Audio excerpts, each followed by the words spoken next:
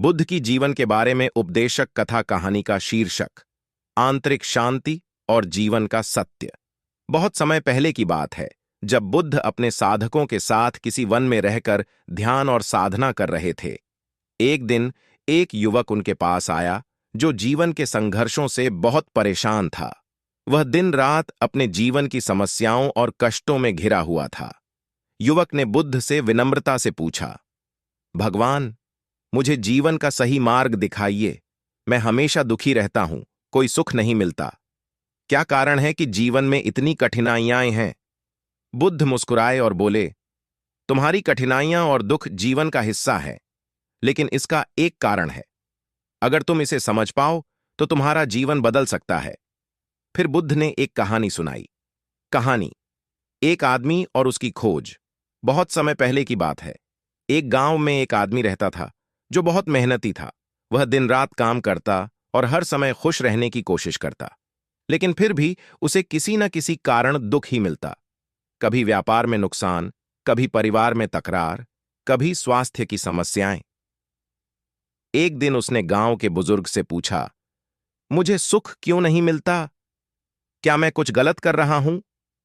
बुजुर्ग ने जवाब दिया, तुम हमेशा किसी न किसी चीज के लिए भागते रहते हो। अगर तुम सच में सुख चाहते हो तो तुम्हें अपनी आंतरिक शांति को ढूंढना होगा, क्योंकि सुख बाहरी चीजों में नहीं होता। वह आदमी समझ नहीं पाया और फिर वह यात्रा पर निकल पड़ा। उसने अनेक साधुओं और महात्माओं से मार्गदर्शन लिया, लेकिन किसी ने भी उसे असली सुख का रास्ता नहीं बताया। एक दिन वह एक जंगल में पहुंचा और वहां एक साधु बाबा से मिला।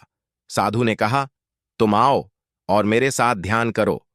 युवक ने सोचा, मैंने हर जगह सुख की तलाश की है, अब शायद यह आखिरी रास्ता हो। फिर उसने साधु के साथ ध्यान करना शुरू किया। धीरे धीरे उसे एहसास हुआ कि वह जब अपने अंदर की ओर मुड़ता था तब उसे शांति मिलती थी।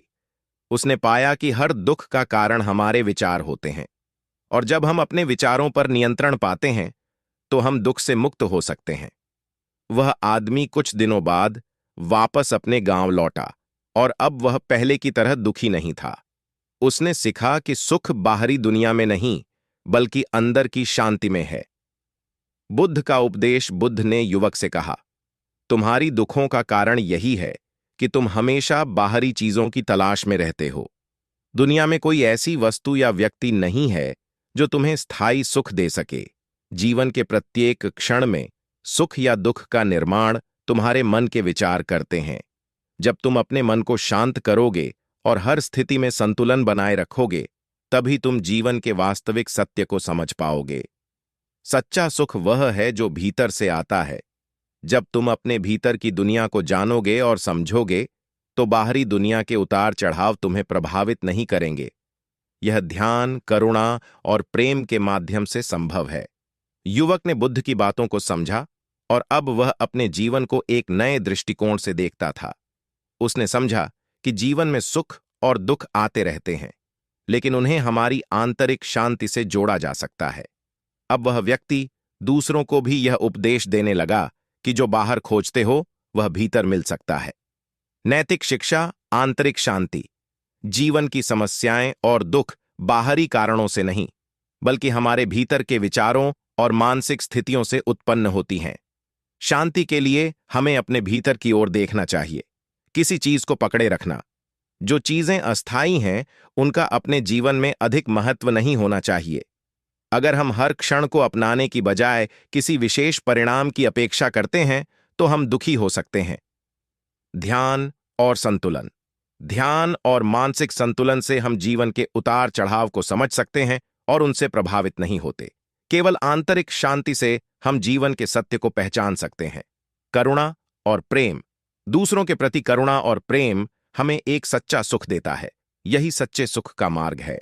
यह कहानी यह बताती है कि जीवन का असली उद्देश्य बाहरी सफलता या भौतिक सुखों में नहीं है, बल्कि आंतरिक शांति और संतुलन में है।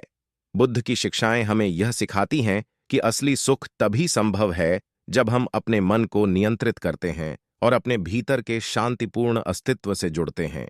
नामो बुद्ध है।